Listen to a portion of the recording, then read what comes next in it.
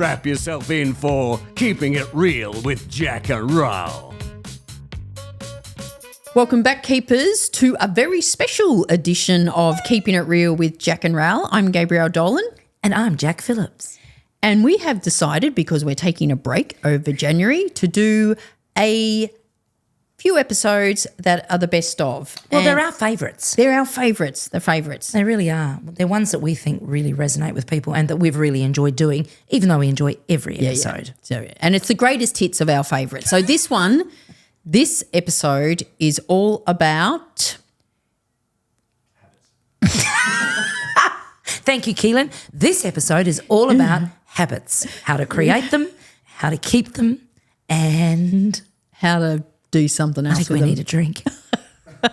Anyway, hope you enjoy it. And I hope everyone's had a great Christmas and New Year.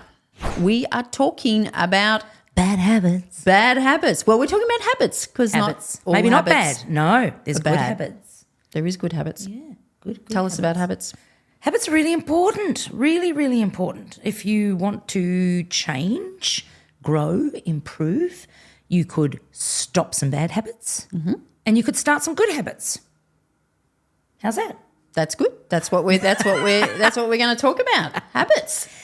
And I think what's really interesting from the research I've done on this and from the reading I've done on it and from being a coach that talks about change and development and progression is that time will magnify whatever you feed it. So if you make good habits your friend, then time will absolutely magnify good habits and you'll have Time's your a friend better time. for good habits. Absolutely. I'm assuming time's your enemy for bad habits. Correct. I like that. So what was that? magnify that. Time will magnify whatever you feed it. So if you continue doing bad habits or continue with good habits or starting good habits, they'll be magnified. Habits form over time, as they do, because they're a habit. If you just do it once, it's not a habit. Some of the stuff that I'm doing now, like every day as part of my morning ritual, for example. What is your morning ritual, for example? Okay, so the first thing I do is I get up and have a drink of water. And I remember this came from a good 10 years ago when I was on a little bit of a health kick, and one of the things they said is you should start with drinking water, like 1 or 2 glasses of water. So I did that as part of, whatever it was, a 4-week challenge, but I still do it. Yeah. So I've taken that little habit and I still do it. So I get up in the be a morning, lifestyle.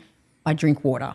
Then I, drink my little fibre and probiotics and whatever else I have in water. Mix Then it. when do you have coffee? I have coffee after that. If my perfect routine is doing all that, then doing a little 10, 15-minute stretch. Beautiful. Then I make my coffee and then I start writing on LinkedIn. Beautiful. That's I don't do that all the time, and I know when I do it I feel good. Sometimes I'm so excited that I've got an idea to write on LinkedIn, I miss my stretching and I don't do my stretching, so I go straight to my coffee. Wouldn't beat yourself up over that. Can you tell me why drinking a glass of water first thing in the morning is a habit that you've created? What is the benefit of that? There's a huge amount of benefits for drinking water. First of all, I mean, you probably haven't drunk or eaten anything for probably 12 hours, so it's hydrating your body, it's getting rid of the toxins. You probably don't want to be jumping up and the first thing you drink is coffee or a glass of wine. I'm not drinking a glass of wine first thing, but the first thing I do is turn that coffee machine on. The hum of that machine. Okay, so here you go. But There's nothing wrong with the first thing you do is turn on the coffee machine. Why don't you? And here's a little habit. Here's a coaching session. Yeah, I know. Why the coffee machine's warming up, have a drink of water. Have a glass of water. And Melbourne water, sorry, anyone, keepers who are not from Melbourne, is some of the best water in the world. Yeah. And I know that because I go to Perth regularly and Perth water sucks. Tomorrow morning, I'm going to turn that coffee machine on, and while it's whirring into action and purring, while I look at it, salivating lovingly, I will have a glass of water. Yeah. That is an awesome thing to do. What are you doing? What are you doing that you weren't doing even 5 years ago? Running. Yeah, running. Okay, yeah. So, and that has become a habit. Yeah. Now, what I've got is an app that is helping me remain accountable, and it's also really engaged me, right? So that's an example of using, I guess, a tool to help keep that habit. But like we know, Small, consistent changes compound over time, right? So even if I didn't have the app, I would keep running Yeah. because I know how good I feel. It's become a habit It's now. become so a habit. Maybe you needed something to help you become a habit. Start the habit. But now it's become Become a habit. And I think it's 21 days to start a habit or to get a habit into your routine and for that to be easy and like something like, 5 days to break a habit. Yeah, so I could easily not run for 5 days and then and not pick it back up again and find excuses and not do it. Whereas if I keep doing it, it gets easier and easier and I keep wanting to do it. So that 1% compound over time. When I said before my ideal day is to do stretching and I don't do it every day and you said don't beat yourself up. And I don't, but 10 years ago I never stretched. No. I was like terrible. And, even though, they go, you should stretch before and after. I was like, yeah, whatever. And I never did it. But now, as we're getting wiser.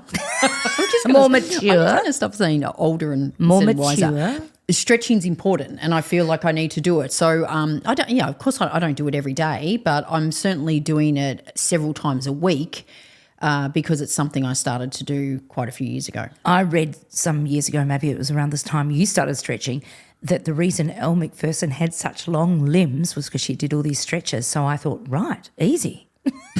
I too can look like Elle MacPherson. You didn't think- The fact that I'm 5'1" and 150 kilos Don't be ridiculous. means I'm never going to look like Elle MacPherson no matter how much stretching I do. But that was a habit I didn't stay with No. because I don't stretch either. Well, it's a good one. we may, in all seriousness, to that ridiculous story. Sorry.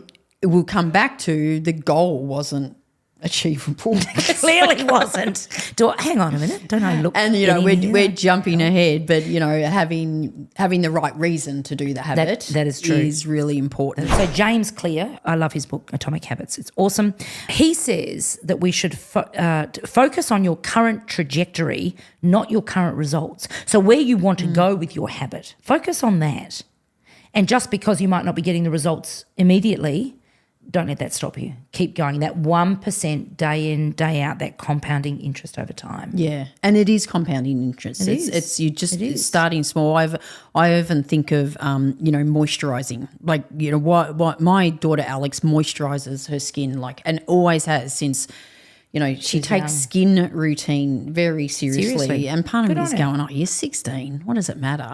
But I can tell you when she's 60, she's probably going to look amazing. She will. Because she's been doing it skin. every day. And if it makes her feel good. Yes. Yeah. There's more to it than just the aesthetic. Yeah, I'm sure it's a and what a positive thing to do. Yeah, she's not injecting heroin, so you wouldn't sort of growl at her too much about moisturising every day. That's a big leap. Sorry,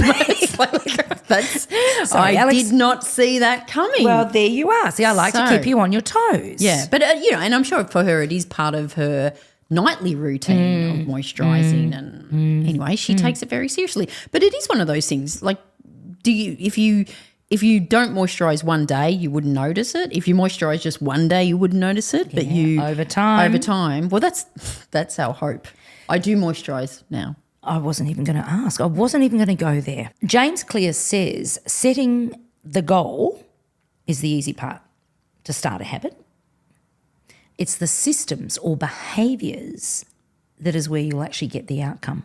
So the system might be a daily collection of habits that you follow so that you'll actually get the results. And, of course, as we know, hope is not a strategy. Luck and randomness are not under your control, but your habits are. Yeah. I reckon that's why most New Year's Eve resolutions fail, because setting the goal is the easy bit. That's exactly right. I want to run a marathon. I want to lose weight. Join the gym. I'm, whatever. I'm going to learn guitar. That's the easy bit. So systems are good for people, right? Because so how do you get system? How do you create a system? Yes, okay, well, teach me. I will teach you how to create a system. So what you need to do is first of all be very clear on what your goal might be. So your goal for drinking water every morning was what? It was health. It was overall health. Overall health. Yeah. Okay, so I want to improve my health. Yep. And one of the things I'm going to do as part of the system is drink, or a new habit is actually drink a glass of water in the morning. Yeah, Before I yeah. have a coffee. Yeah. And then I'm going to follow that with Some stretching. some stretching. Yeah. Because that's going to be better for me and Yep. less injury. Mm-hmm. And then I know that I've set myself up really well to actually do some writing. And so you've then habit stacked. So that's part of a system. Yes. it You is understand part of the habit system. stacking? Yeah, yeah. It's a very cool thing to do. If we get into the tips and techniques around this, it's having the goal, Yeah. the overall goal, and the goal to me isn't I want to drink more water. The goal is I want More to healthy. be healthy. I want to manage my energy. I want to be a more reflective leader or whatever. So make your goal real for you and achievable. Hence why I laughed at your Elle MacPherson because it was unattainable. rude. Right. So that's the first thing. What's the second thing once you've got your goal? Once you've got your goal, you actually need to identify what habits you are either going to start, stop, or change in order to achieve the goal. Yep. So an example would be, and I think what you just said was a great example. It's a great idea. I want to actually become healthier by drinking more water, but actually what I really want to do is reflect more about how I presented or how I went in that meeting. The only way I'm going to get the opportunity to do that is if I go and sit by myself somewhere. A loo is a great place to do that. I'll need to go to the loo if I drink some water. So combining two good habits. Yeah. So that's habit stacking, but that's a great thing to do. The other thing James Clear talks about is make your habit no longer than 2 minutes. Right. Now- okay. So is that part of the attractive? It is part of make it easy. Make it easy because if it's going to take you 4 hours, chances are you're Yeah. not going to do it. I remember when I was doing the running, I was worried sick about the program I was going to be on because I didn't want to run every day. I knew I would hate it. So the great thing is that you only run like 3 times in the week. So there's all these rest days. So by the time you come off rest day, you're dying to run again. So again, making it actually easy, making it attractive, making it engaging and compelling. But the 2-minute rule is think of a habit that you can create that will not take you longer than 2 minutes where possible. Yeah. So that's quite a good one. Yeah, And 2 that minutes is a is good quite one. a long time. Yeah, absolutely. How long would it take me to drink a glass of water? 30 seconds. How long would it take me to drink a glass of wine? 3 seconds. 3 seconds. Tracking habits is people. Good one. Yeah, I often, whenever I do a health challenge for myself, I actually I make myself these little Excel spreadsheets because I do you love do. Excel. And it will be things like, did I have 2 litres of water today?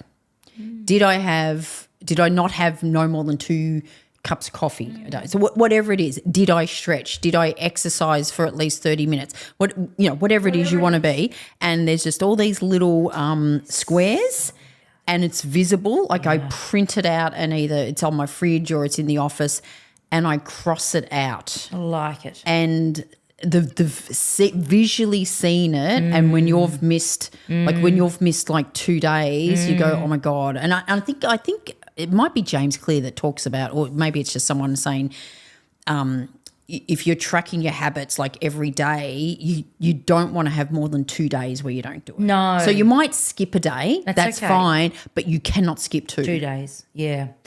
Do you reward yourself if you get do you say, okay, if I've done this habit for 30 days because I've passed the 21-day mark, I'm going to give myself a treat? Yeah, yeah. So especially when I'm doing a health, energy stuff it might be if, I've hit my goals for the week, it's like, Fridays, Eat a block of chocolate. Well, no, I'm a big it might be have a pizza or something. Yeah. Good on you. Or you've got something up and you go, that's going to be my reward meal or whatever. I like that. Yeah. I like that. Okay, so creating habits, there's the whole compounding. James Clear, I love it, he says, aim for 1% better every day. By the end of the year, you'll be 37 times better. How good's that? Yeah. I mean, it's true, isn't it? It really is. Habits, they're good, they're bad. We need to be aware of them. We can change them. We can evolve them. Very, very much linked to our episode last week about what got you here won't get you there. Correct. And habits form a big part of that. So hopefully you have found this of value, keepers. I'm sure listening to this podcast has become part of your habit. It's a good habit, by It's the a way. good habit. Until we speak to you next week, I was going to say don't remember, but don't forget to keep it real. Keep it real. Please remember to keep it real with Jack and Raoul. Bye. You've been listening to another episode of Keeping It Real with Jack and Raoul. If you like what you've heard, don't forget to tell others about it and give a 5-star review. They may seem confident, but they really are sensitive 5-star needy souls. Yeah, right. Keeping It Real, created by Jack Phillips and Gabriel Dolan. Produced by Keelan Ferrari Brown. And this really real voiceover, spoken by Richard Phillips.